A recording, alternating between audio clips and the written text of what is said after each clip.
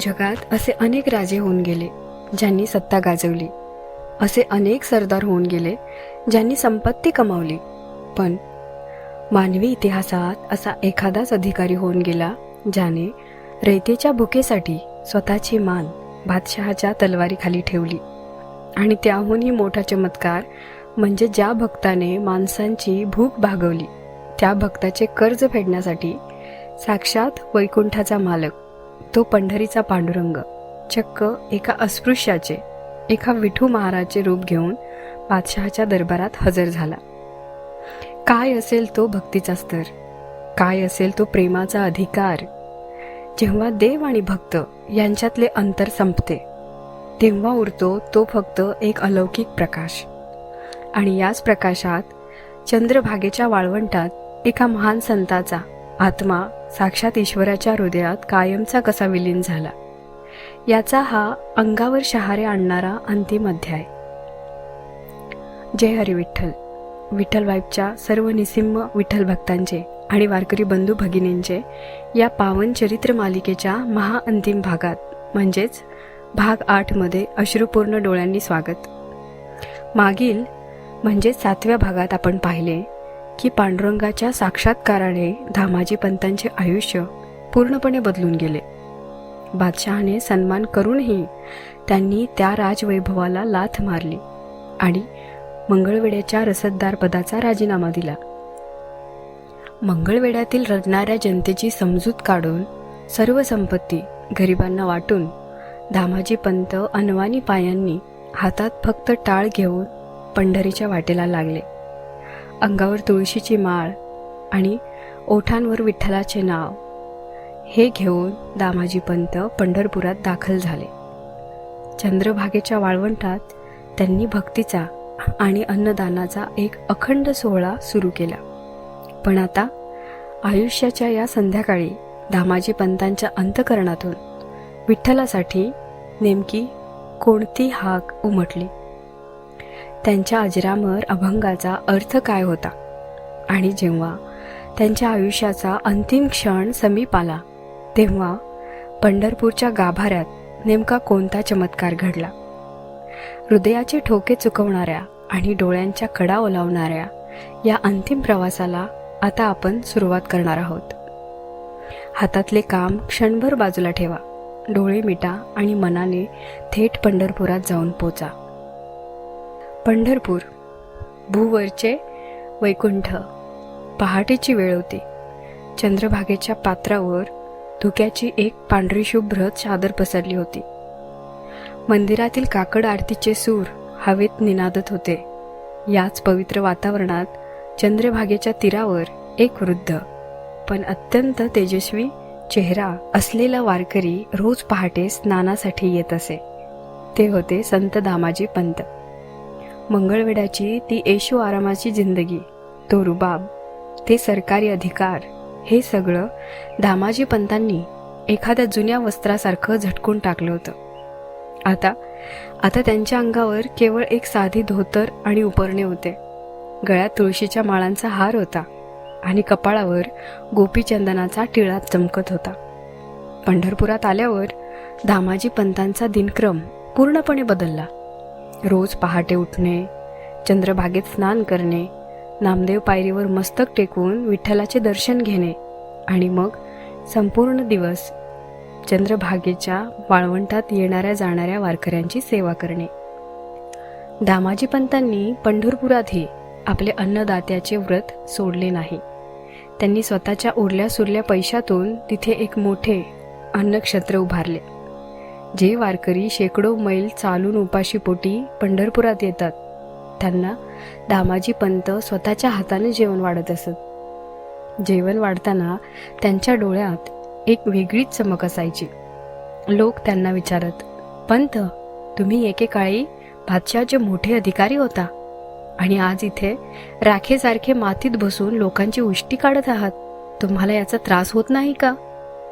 तेव्हा दामाजी पंत हसून उत्तर देत, अरे वेड्यांनो, जेव्हा मंगळवेढ्यात दुष्काळ पडला होता तेव्हा लोकांची भूक भागवण्यासाठी माझ्या विठुरायाला स्वतःच्या पाठीवर धान्याची पोती व्हावी लागली होती.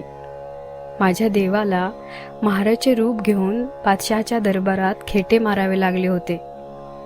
ज्या देवाने माझ्यासाठी नोकराचे काम केले, त्या देवाच्या लेकरांची उष्टी काढताना मला कमीपणा कसा वाटेल? यातच तर माझी खरी मुक्ती आहे. त्यांच्या या उत्तराने प्रश्न विचारणाऱ्यांचे डोळे भरून येत. याच काळात पंढरपुरात संतांचा एक महान मेळा भरलेला असायचा. संत चोखामेळा, संत भानुदास, संत कान्होपात्रा यांसारख्या महान आत्म्यांची मांदियाळी पंढरपुरात होती. दामाजी पंत या सर्वांमध्ये एका लहान मुलासारखे मिसळून गेले. उच्च नीच, गरीब श्रीमंत हे सर्व भेद चंद्रभागेच्या वाळवंटात कधीच गाडले गेले होते. तिथे फक्त एकच जात होती, वारकरी, आणि एकच राजा होता, पांडुरंग. जेव्हा माणूस दुःखातून, संघर्षातून आणि प्रेमाच्या अंतिम टप्प्यातून जातो, तेव्हा त्याच्या मुखातून जे शब्द बाहेर पडतात ते केवळ शब्द नसतात, ती साक्षात ईश्वराची वाणी असते. दामाजी पंतांच्या अंतःकरणात विठ्ठलाबद्दलची कृतज्ञता इतकी ओसंडून वाहत होती की त्या भावनेचे रूपांतर आता अभंगांमध्ये होऊ लागले होते. दामाजी पंत जेव्हा हातात टाळ घेऊन वाळवंटात उभे राहत आणि डोळे मिटून गायला लागत, तेव्हा चंद्रभागेचे पाणीही क्षणभर शांत होत असे. जेव्हा माणूस दुःखातून, संघर्षातून आणि प्रेमाच्या अंतिम टप्प्यातून जातो, तेव्हा त्याच्या मुखातून जे शब्द बाहेर पडतात ते केवळ शब्द नसतात, ती साक्षात ईश्वराची वाणी असते. दामाजी पंतांच्या अंतःकरणात विठ्ठलाबद्दलची कृतज्ञता इतकी ओसंडून वाहत होती की त्या भावनेचे रूपांतर आता अभंगांमध्ये होऊ लागले होते. दामाजी पंत जेव्हा हातात टाळ घेऊन वाळवंटात उभे राहत आणि डोळे मिटून गायला लागत, तेव्हा चंद्रभागेचे पाणीही क्षणभर शांत होत असे. त्यांच्या अभंगांमध्ये कोणताही अहंकार नव्हता, पण होता फक्त एक अपराधीपणाचा भाव आणि देवाप्रती असलेली प्रचंड शरणागती. ते गात असत, माझ्यासाठी देवा तू घेतलास हीन अवतार, कंबरेची पोतडी हातात दप्तर फार, सोन्यांच्या मोहरा पाठीवरी वाहिल्या, बादशहाच्या दरबारी हाका तू साहिल्या, दामाजी म्हणे आता काय देऊ तुझला, जन्मोजन्मी देवा ठेव चरणी मजला. हे शब्द उच्चारताना दामाजी पंतांच्या डोळ्यातून अश्रूंच्या अखंड धारा वाहत असत. ते ढसाढसा रडत असत. त्यांच्या मनाला एकच सल टोचत होती की माझ्या देवाला, त्रैलोक्याच्या नाथाला माझ्यामुळे किती कष्ट सोसावे लागले. त्यांनी आपल्या अभंगातून जगाला एक फार मोठा संदेश दिला. त्यांनी सांगितले की देव हा जंगलात तपश्चर्या केल्याने मिळत नाही, की यज्ञाच्या अग्नीत आहुती दिल्याने मिळत नाही. देव मिळतो तो रडणाऱ्या माणसाचे अश्रू पुसल्याने. दामाजी पंत आपल्या प्रवचनात वारकऱ्यांना सांगत, माझ्या बंधूंनो, हा विठ्ठल इतका भोळा आहे, इतका वेडा आहे की तुम्ही त्याला प्रेमाने हाक मारली तर तो धावत येतो. पण लक्षात ठेवा, मंदिरात जाऊन नुसते हात जोडले म्हणजे भक्ती होत नाही. जर तुमच्या शेजारी एखादा माणूस उपाशी झोपत असेल आणि तुम्ही देवाला नैवेद्य दाखवत असाल, तर तो नैवेद्य देव कधीच ग्रहण करू शकत नाही. जिवंत माणसाची सेवा हीच खरी विठ्ठल भक्ती. दामाजी पंतांचे विचार ऐकून वारकरी भारावून जात.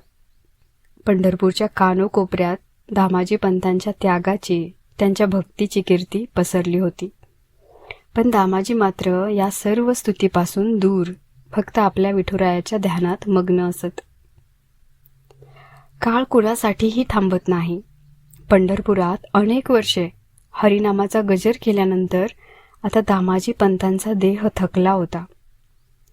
वृद्धपणाने त्यांच्या शरीरावर ताबा मिळवला होता, पण त्यांचे डोळे मात्र अजूनही विठ्ठलाच्या दर्शनासाठी तेवढेच तेजस्वी होते. अखेर तो क्षण जवळ आला. धामाजी पंतांना आतून जाणीव झाली की या मृत्यूलोकातील आपला प्रवास संपला आहे. देहाचा पिंजरा सोडून आत्म्याला आता परमात्म्याकडे झेप घ्यायची आहे. ही बातमी वाऱ्यासारखी संपूर्ण पंढरपुरात पसरली. धामाजी पंत आता आपल्याला सोडून जाणार हे ऐकताच शेकडो वारकरी, संत मंडळी आणि गावकरी धामाजी पंतांच्या झोपडीबाहेर जमा झाले. प्रत्येकाच्या डोळ्यात अश्रू होते. वातावरणात एक कमालीची शांतता आणि दुःख दाटून आले होते.